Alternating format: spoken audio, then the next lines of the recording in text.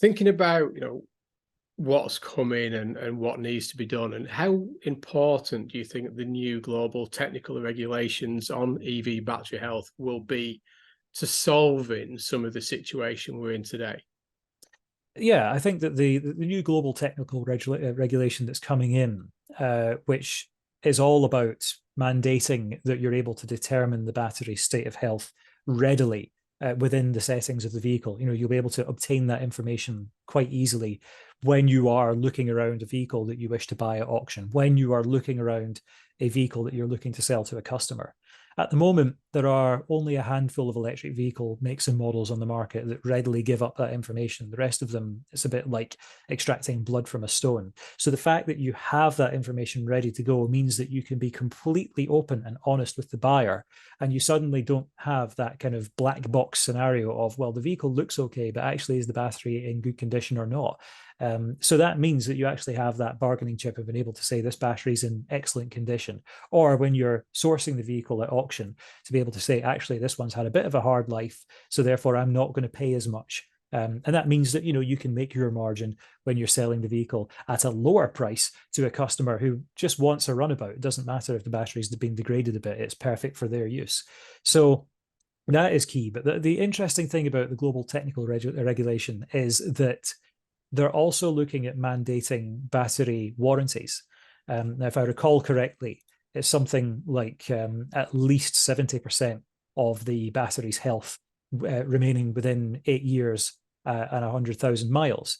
And they've also said a kind of interim bit of that, which is at least 80% of the battery's health. In other words, 80% of the original capacity versus new.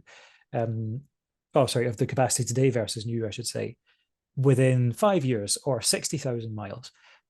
So, to be honest, it's only really that interim step that is anything new about this, because most electric vehicle manufacturers already have an 8-year, 100,000 mile warranty. And in fact, on the original Tesla Model S, that was 8 years unlimited mileage warranty.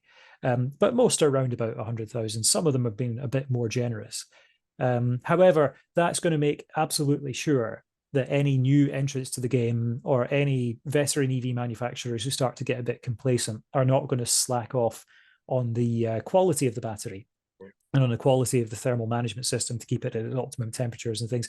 This will be a vehicle, a machine that is designed for the longest possible life. And also, let's just kind of bring this back a little bit.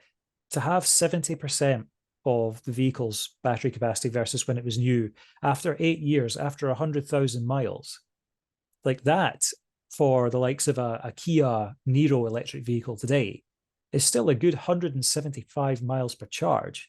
Bear in mind that in the UK, the average round trip commute is about 26 miles. So that is still plenty good for a lot of people. So yes, it's a bargaining chip. When you as a reseller are buying at auction or when you are selling to a customer, it becomes a bargaining chip for them. But it's still a perfectly usable vehicle, so it's nothing to be overly scared about. But you still want to know just how capable that vehicle is versus its original specification. And incidentally, that's going to give you far more information about the capability of that vehicle and the kind of life that it's had versus a typical petrol or diesel car, where you will easily have lost many, many horses worth of power.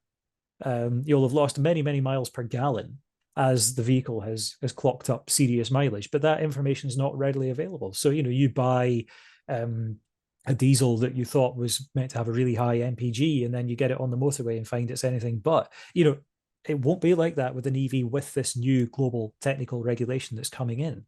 It'll give I you that mean, information straight up.